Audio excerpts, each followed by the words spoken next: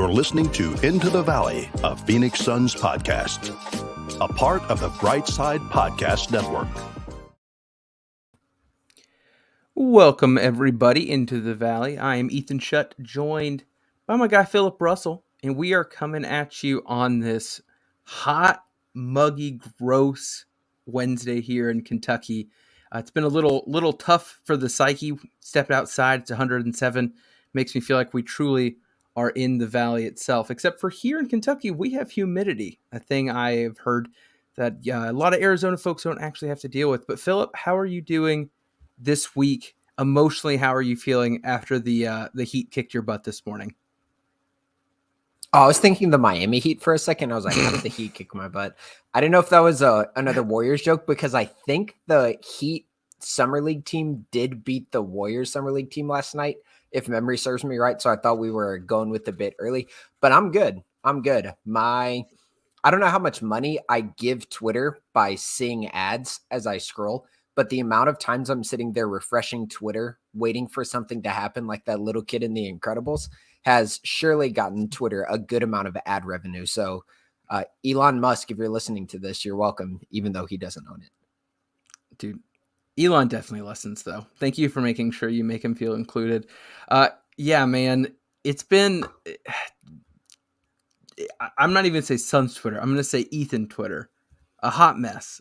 I'm happy to have not participated. I'm trying to just abstain from adding to it. I'm just a viewer, a watcher of the Suns world's destruction, if you will, as we've got a lot to talk about, but also very little to talk about today's episode. We're going to go ahead and just kick us off with some Summer Suns news. And before we do that, want to just say thank you for everyone that's listening, whether that's on any audio platform here on YouTube. And thanks to the Bright Side of the Sun folks for making this possible. And with that said, off season's in full swing, my guy. We are officially in stuff is happening mode. Draft came and went. Other fan bases probably cared. For us, it meant very little. But now we're in what we thought would be the part of the offseason where the Suns are going to start doing things and we'll have things to discuss.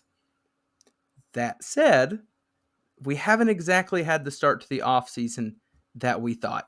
So let's keep it Suns only for this first part here and talk about the Suns and what they have done before we've talked about what they haven't done.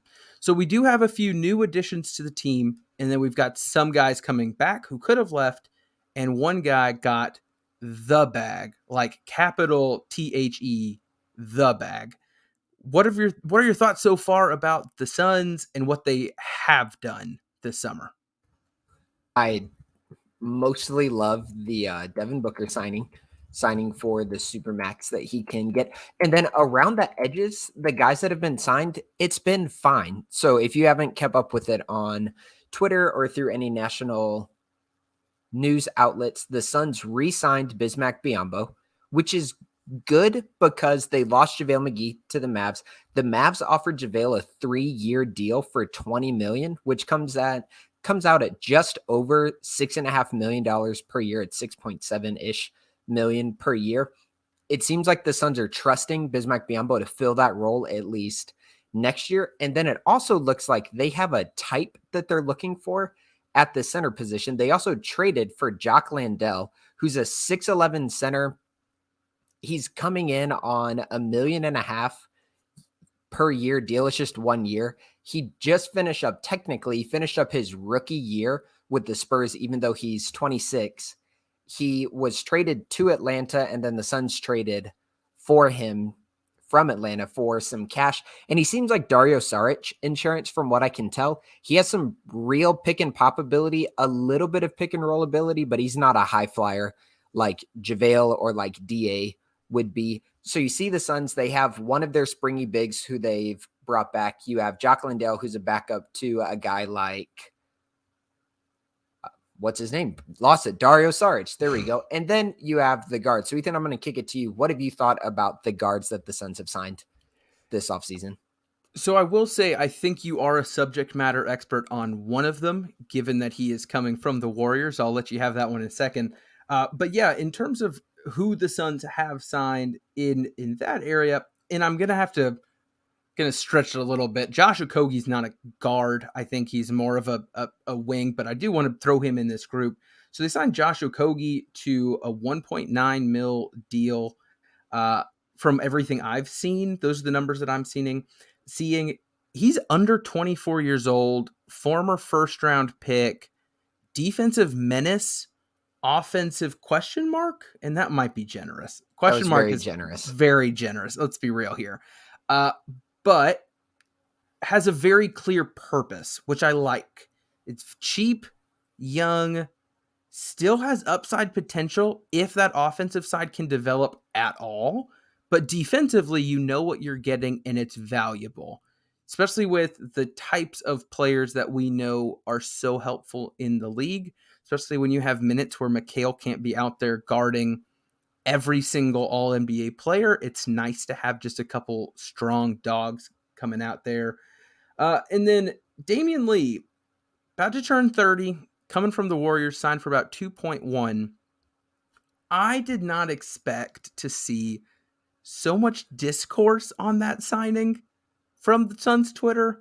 I got roasted for one tiny reply where I said I actually thought he had some pretty underrated minutes in the playoffs, a couple good stints. The internet did not like that opinion, so I'm very sorry, internet. But I do think, before I'm going to let you kind of go into what you saw from him, he's a guy that's played winning basketball with winning people. It seems like winning basketball players enjoyed having him around, which I think that speaks volume too when it comes to just culture, expectations, not some guy coming in that can maybe think more of himself than what he really is. Like, seems like a dude that knows his place. What did you think about it as a guy who's probably watched a little more Damian Lee than I have? I like what he's bringing to the table institutionally. Damian Lee played 5 years of college ball. He spent 4 years at Drexel, and then he spent one of the, what do they call it in college? A grad transfer year at U of L, University of Louisville here in Kentucky. He spent 1 year in Atlanta. Atlanta wasn't very good that year, but he was coached by Mike Budenholzer that year. And then he spent 4 years with Golden State. So what you're looking at is a guy who's been around a lot of good basketball and good basketball institutions, even if you just look at the NBA, for 5 straight years. And then he's coming into another system-oriented team. And that's where there's a lot of benefit in having a guy like Damian Lee on a team like the Suns, where he had particular roles that he needed to play, even playing them inconsistently on the Warriors this year. That's a good thing to add. He's a good, stable veteran.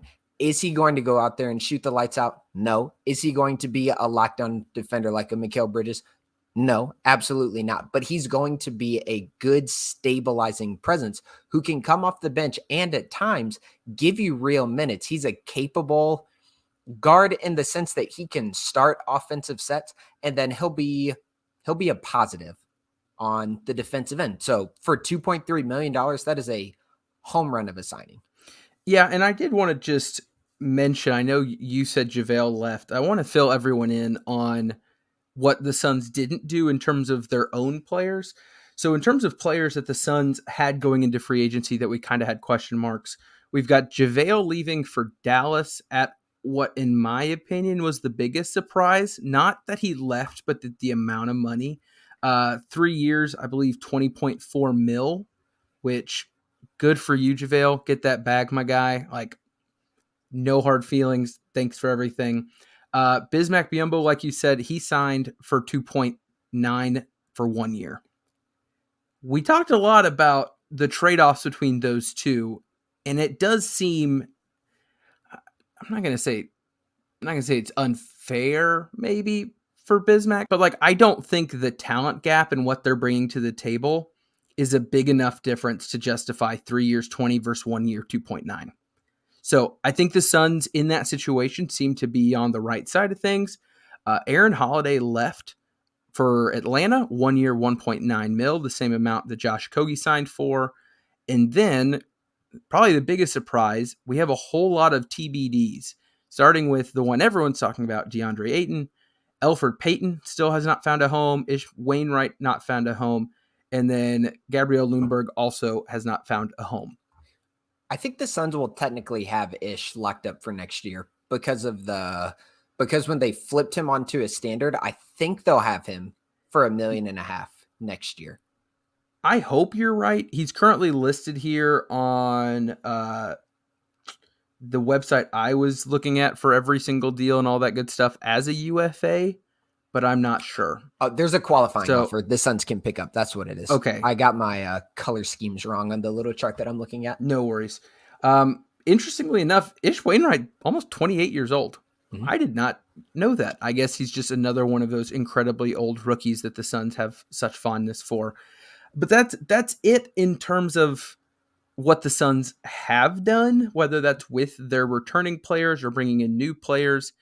There has been a whole lot of talk about something else happening, and I guess we can go ahead and pivot there real quick. And that is the Kevin Durant debacle, situation, hot mess, what have you. I think I've seen 6 or 7 episodes by some Suns podcasters that has Kevin Durant in the title. So happy to add one more to the pile here. I don't want us to come at this with reckless speculation and no offense to The Ringer, a great website. I feel like I've listened to 14 episodes that are just like, what trade makes sense? What trade's going to happen? Like, we don't know, right? Like, we can only talk about our opinion on the matter and from where we're coming from. So, Philip, in terms of what you have seen so far with the Kevin Durant situation, bringing to you, I think, the facts, which the facts as of today are Kevin Durant has asked for a trade. The Suns and the Heat were the 2 preferred destinations for Kevin Durant. And then the final fact is that nothing has happened yet. That's what we've got. That's what we know is happening.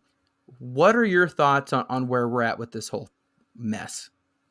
In a big picture view of it, I like that it hasn't happened very quickly. Now, I know as we're going to get to the Suns' point of view from this, but I want to look league-wide for a second. Kevin Durant has an extension signed with the Nets that is about to kick in, a 4-year extension that begins in 22-23. He is essentially, if you think about this, asking to be traded at the very beginning of a contract.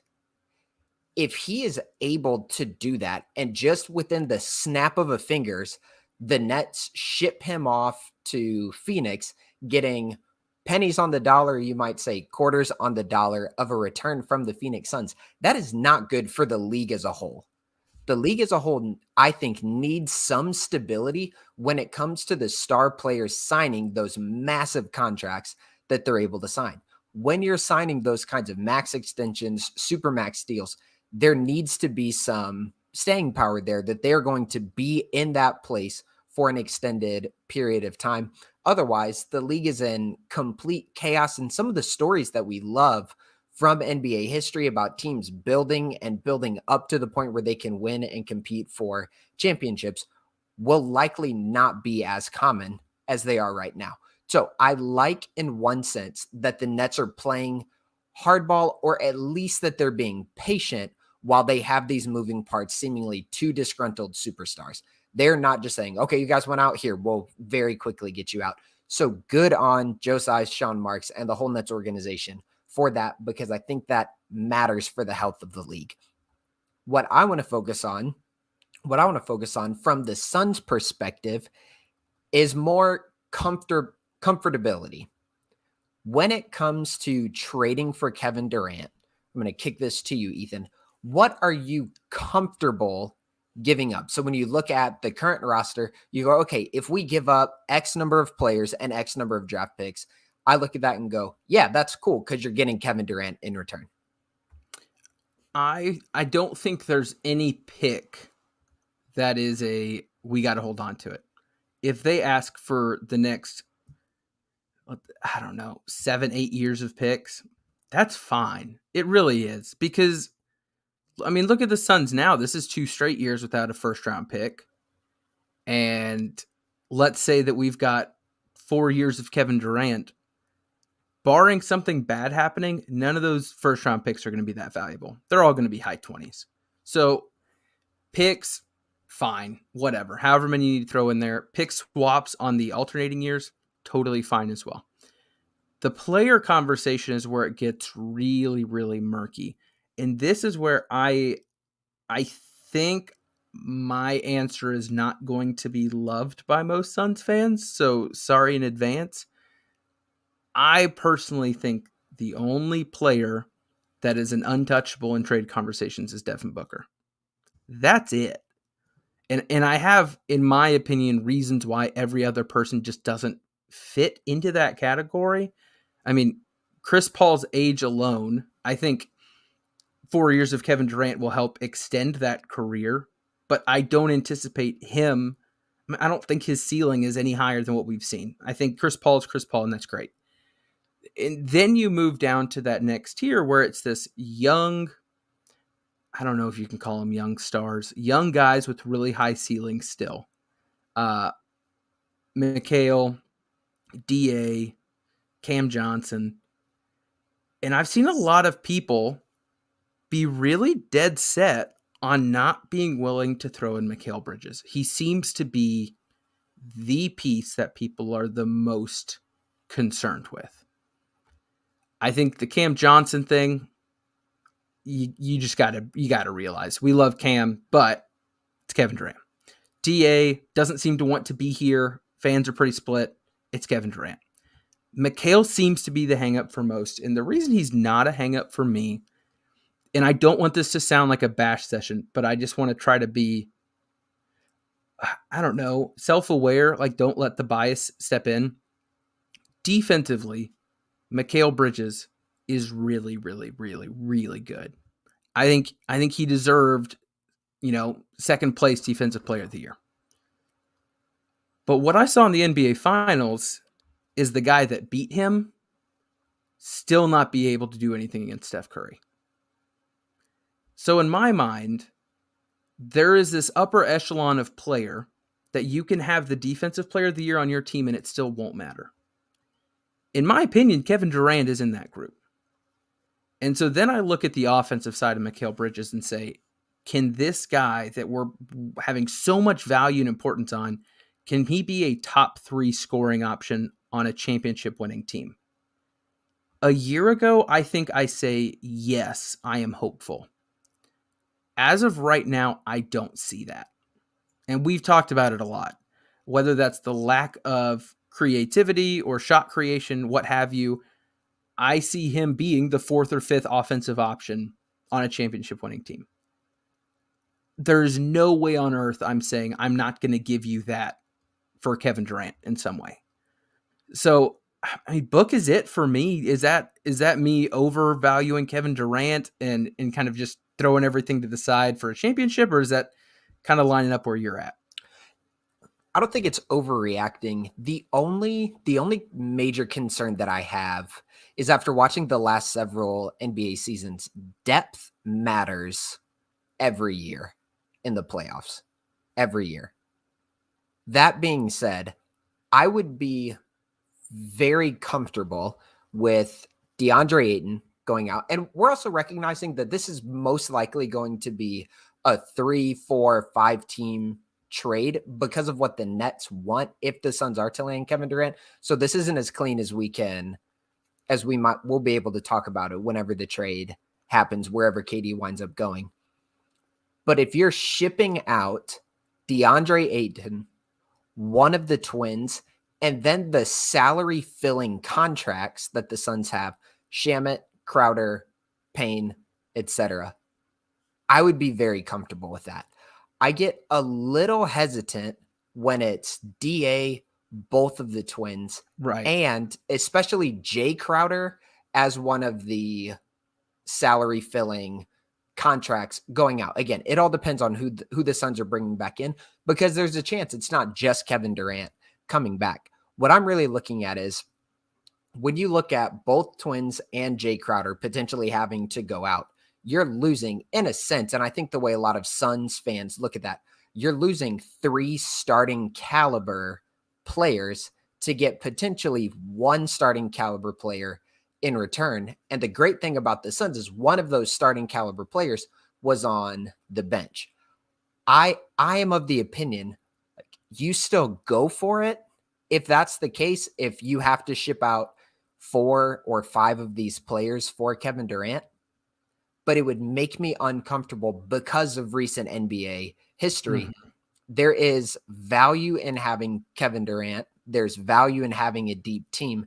And what James Jones is trying to have to do is he's trying to hit the bullseye right in between those two ideas to say, okay, we get Kevin Durant and we keep at least a modicum of depth. And that's a hard balance that he's trying to strike. And I think it also puts a whole lot of pressure on these small signings that he's doing. The Damian Lees, the Josh Okogis. Like Josh Okogie, again, we're not going to just crap on his offensive game, but it's not there. Mm-hmm. Defensively, though, he's 6'5", I think, with a 7-foot wingspan, and is built tough. So if your thought is the offensive ceiling going from McHale to Kevin Durant is this exponential gap, how much defensively can I make up with this $2 million signing? Okay, right, we might be giving up our backup point guard, but if we tweak things, Kevin Durant can run an offense, he can facilitate, he can whatever. Can a Damian Lee be plugged in for a 1-week break when someone sprains their ankle, rolls or whatever, right? So like that is what's intriguing to me about these signings right now. It's not this like, let's bring in this unknown. It's like, no, we're bringing in people that we know exactly what they're going to provide from day one. And I think that's important, whether this works or doesn't work. But I agree with you. If you're getting the best player in the trade, I always feel good. I think Ryan Russillo says that a lot, but I mean, him or Bill, but like, if you're bringing in the guy, a lot of the times that's going to work out for you. Mm-hmm. If you're giving up future assets to do it, these unknowns, right? You can rave about first round picks all day long, but we've seen a whole lot of first round picks not work out, let alone in the high teens and 20s. So then you say, okay, if the hangup is Cam Johnson, McHale, DA, whoever, much like those draft picks, you hope you know what you're doing. You hope that your expectations are going to pan out for you, but you're just not sure because there's still room to grow, hopefully, and develop. When you're trading for a sure thing, that is what I think makes the difference to me. This isn't even like a 25-year-old star. And I know people would probably be like, well, yeah, younger would be great. I like that it's a dude who we know exactly who he is. And he's been doing it for a long time. There's no guesswork of what Kevin Durant's going to bring to you. The fact that he wants to be here, wants to play with Book, wants to play with CP, that gives me more confidence that hopefully we get at least 3 of those 4 years if he does show up. Let's not be crazy and assume someone stays for a whole contract. We can't all be LeBron James, but we'll see, right? That's my thinking. I think if the Suns do the trade in whatever capacity, I am going to be happy. As long as Devin Booker's on the Suns, I'm going to be happy if that trade happens because they're trying to win, and they're okay spending money to do it. And that is something I can get behind. If they don't do the trade, and the two of us are sitting here in a couple weeks and look at our roster and say, oh crap, did they make all these moves expecting something to happen that didn't happen? Now I'm going to be nervous because our first round draft picks still aren't going to have that much value. We're still a good team, right? Like picking in the 20s is great and all, but what are you going to do to make that leap? We've seen them fall short in the finals. We've seen them fall short in a much more embarrassing way this past year. I think we both agreed something's got to happen. I think running it back is the safest option. But the longer we have separated ourselves from the finals, it seems like that DA thing is unsalvageable. Like every report has made mention that like, no, he's not coming back to Phoenix. And the fact that the two people mentioned repeatedly as the participants in the souring relationship are Chris Paul and Monty Williams, that's where I'm like, yeah, if that's not there, this is a disaster waiting to happen. Let's capitalize on that value. So we'll see. I don't know, man. I'm ready for something to happen. I think you're right. I think it's good that it's being actually thought out and figured out, and not just being like, oh, if you want out, here you go, and just diminishing value for the future, like years of the league. But boy, it's stressful. I'll tell you that much. It has not been fun just sitting on Twitter with my Woj notifications on. Yeah, it is. And just to put a fine point on where I think both of us probably are based on text group chats, Twitter DMs, get Kevin Durant is the official stance of Into the Valley Phoenix Suns podcast, part of the Brightside Podcast Network. And if you can find a way to keep even one of the twins, that will be a great thing. I will say, I feel bad saying this. I've dreamed of Cam Johnson finally getting to start. Think of all the gravity that would be pulled in on Kevin Durant, Booker, and Paul, leaving Cam Johnson with just some wide open threes all over. Whew. Boy, that'd be something. All right. Now, let's talk about the rest of the league here. We've had a lot of activity within the first 24 to 48 hours. And then we went pretty silent until Rudolph Gobert got traded in a trade that must be discussed to some extent. Let's go ahead, though. I want to open it up to you. What has stood out? Let's be real here. We're not going to go through every free agent signing and talk about how good or bad it is, mainly because we don't care. But what has stood out to you, whether that's something Suns related, Bulls related, favorite player related, stupid signing related, like what things have jumped out to you? I've got a couple here that I've got, but I was curious what you've been intrigued by so far. So I have two things that I really liked, and then a couple things that I've not been high on this offseason. First thing that I liked, the Celtics moves that they've made have been great. They have nailed the offseason so far. They added Malcolm Brogdon, good defender, capable playmaker, good enough three-point shooter, at times a really good three-point shooter, and Danilo Gallinari, another capable, bigger scorer off the bench for them.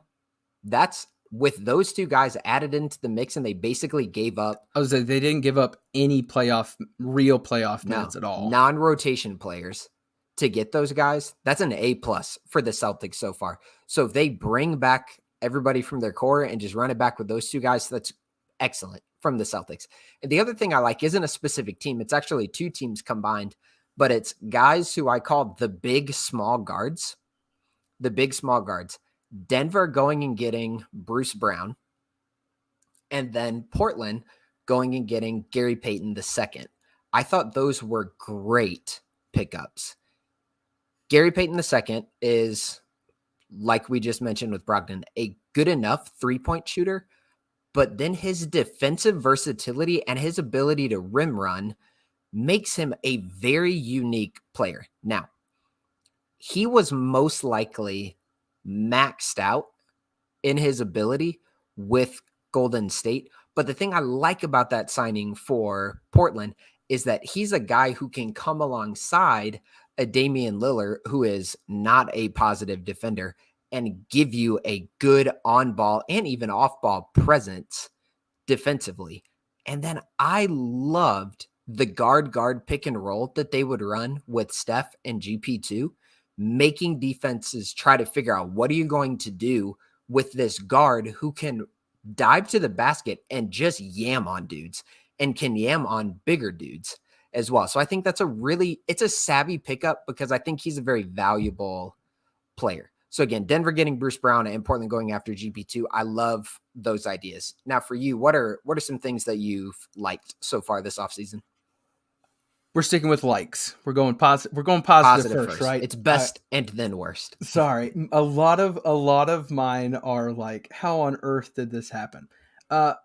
Best, and this is going to eventually also come back.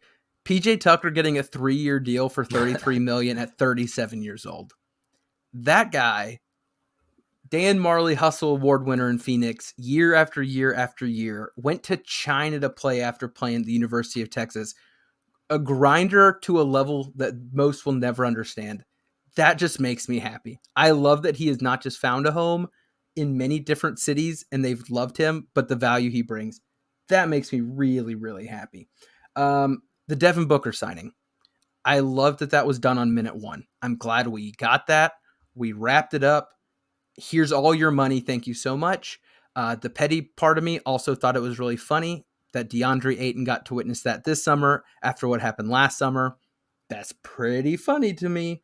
Kevon Looney, I think the Warriors got a great deal on that. 3 years, $25 million.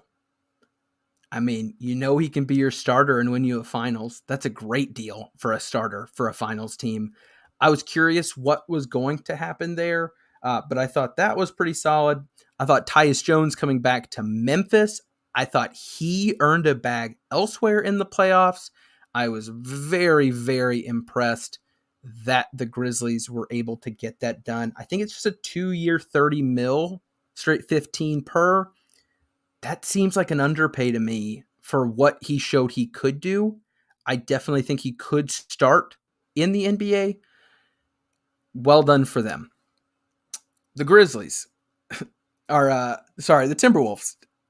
I'm not going to go to the next step of what they did because I think that will follow up in a second. But I thought their Kyle Anderson signing was also a solid one. After watching where they failed in the playoffs, I think that type of presence, a defensive rock across the back, always in the right place, a little more head on his shoulders. I mean, he still gets spicy. Let's be real. We've seen a few techs in the playoffs alone, but I thought that was a good deal. And then this one might be more with my heart than anything, but Malik Monk going to the Kings. I think the Kings, because they've made a few more moves, including the Kevin Huerter deal. They're trying, man. The Kings are trying. They're trying to hit the lottery, have a lot of things come up and hit their ceilings and be good. Now, ragging on the Kings is fun, but I'm hopeful. Like I hope for their fans' sake that is competitive, because boy, oh boy, they sure need that. But and Malik Monk and De'Aaron Fox back together, yep. Like that's league pass worthy for me, because that was one of the most fun college basketball seasons of my entire existence. I will watch just to see them together again. That was the last Kentucky team I ever cared about. After that, all of my focus went to the NBA. So if listeners out in Arizona don't know, that's Malik Monk, De'Aaron Fox, and Bam Adebayo all on the same team. Had an up and down season, if memory serves me right. And then what's that white boy's name from UNC? Luke May. Luke May. The corner. Yeah. Hits or the elbow. Devastating shot after, I think it was Malik Monk made a crazy 3-pointer in an Elite 8 game. So yeah, Kings will be fun, and a bunch of UK fans are going to be standing the Kings for a while now. Can we move into stuff we hate? Before we do that, I wanted to ask you, how's the Zach LaVine signing for you? Because I don't feel like that would be brought up in the hate category, but as a Bulls fan, I'm not sure what. Like, I can't read the room of Bulls fans when it comes to LaVine. Is that a signing that you think is going over well? My Twitter is all Suns fans when it comes to the NBA and national guys. For the best, but also with this entire Bulls team, I am reserving all judgment until I can see them with a healthy Lonzo Ball for significant stretches, especially the playoffs. You need to have a good point guard, especially when your two scorers are ISO heavy. You need someone who can get the ball moving, who can keep your sets locked in. And we just didn't have it in the playoffs this past year because Lonzo was out. So I will reserve that until my thoughts on his signing until next summer, because I just don't know. I don't know what it's going to look like when the minutes matter the most. I think the Bulls are going to be very good next year, though, at least in the regular season. Sorry. All right. What about the worst for you? The Lakers are trash, dude. They're so bad. Excuse me, the Los Angeles Clutch Sports Lakers. They are so bad. It confounds me to no end. They have the model. Get guys who can shoot and can also play defense, put them around LeBron James and Anthony Davis, and you have a team that can get dragged to pretty impressive places. So what do? They go out and sign Lonnie Walker. Lonnie Walker, baby. They signed Troy Brown Jr. They signed Juan Toscano Anderson, who I like. I think he is a high character guy. If you watch Warriors games, he's the up off the bench first kind of guy. He comes in, he plays hard, but no offensive superstar is he. And then for the big that they bring in Damian Jones, who is a rim runner and not a whole lot else. So they're so bad. They're so bad. And if they get Kyrie, I don't even know if that fixes anything, because you're still going to have 3 capable shooters. And then the other 2 guys, I don't know who they're going to roll out there who can actually shoot.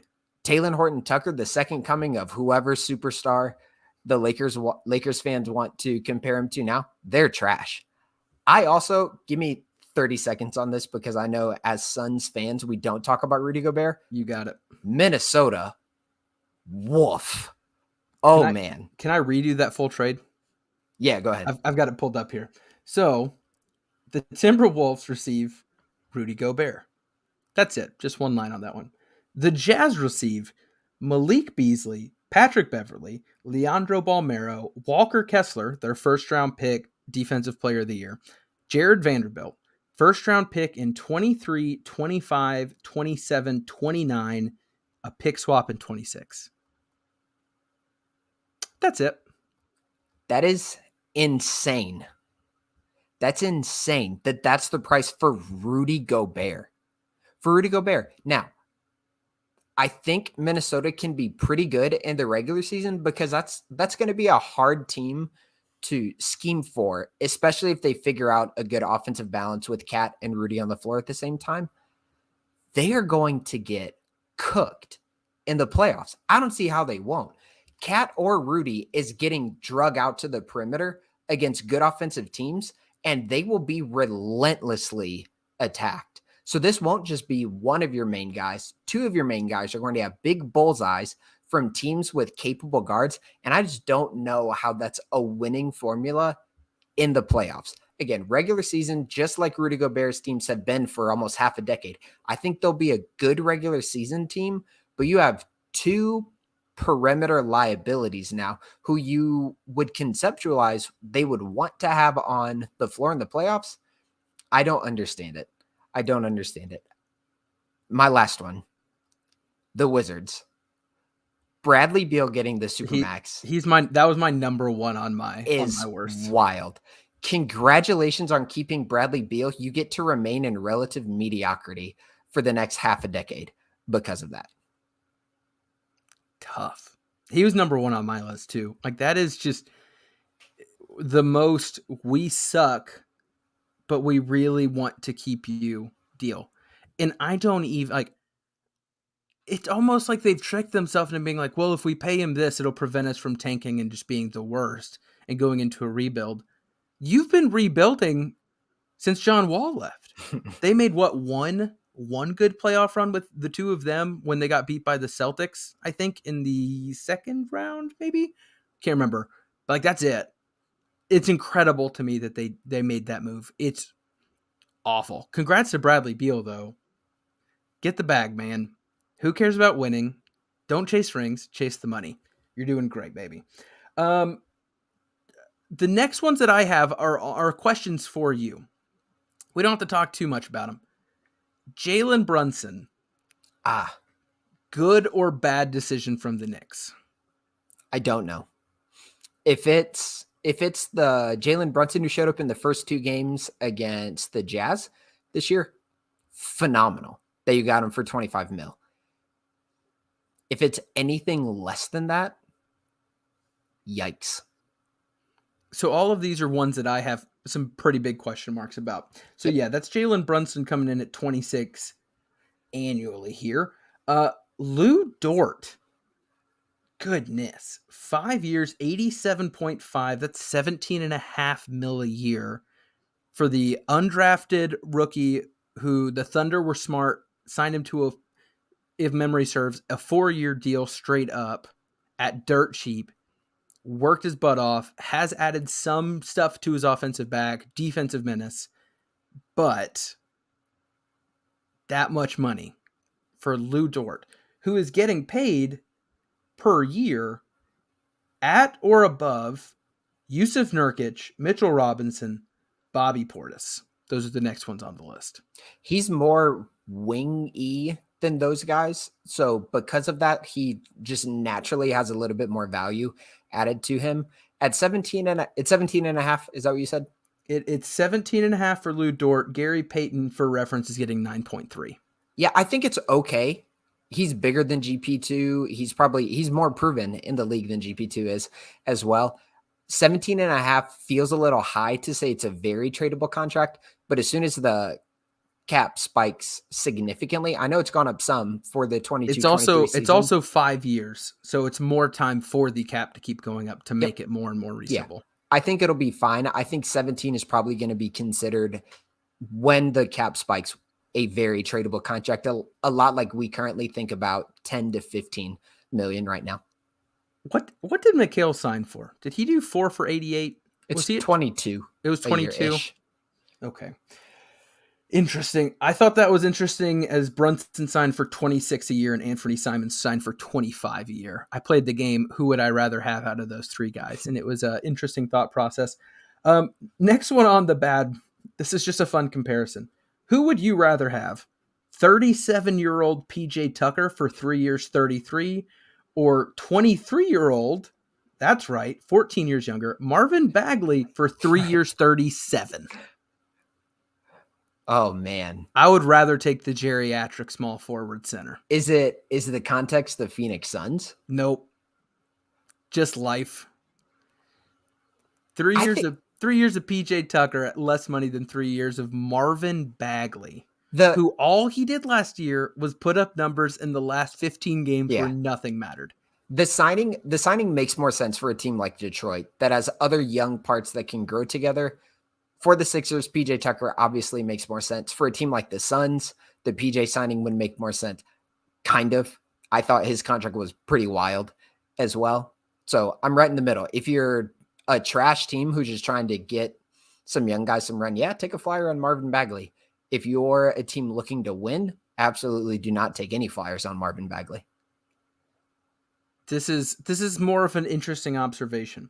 I never would imagine in my life that John Wall and Victor Oladipo would both sign contracts for as little money as they did. But they're one of them, I think Oladipo has proven that he can still contribute, and that's great. I'm happy for him. The John Wall is a big question mark that I'm very intrigued by. What do you think of him going to the Clippers? Do you think he will find some of his old self, or do you think if it works out, great? If not, oh well. I hope he does well. I loved John Wall. He was one of the guys that revitalized Kentucky basketball back when I cared about UK. He is a joy to watch when he is at his best.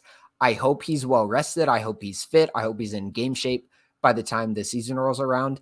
And if he facilitates well, and you add him to the mix of Batum, who signed back, Reggie Jackson, who's a spark plug of a scorer, and then, of course, PG and Kawhi, he can be a really nice fit for them.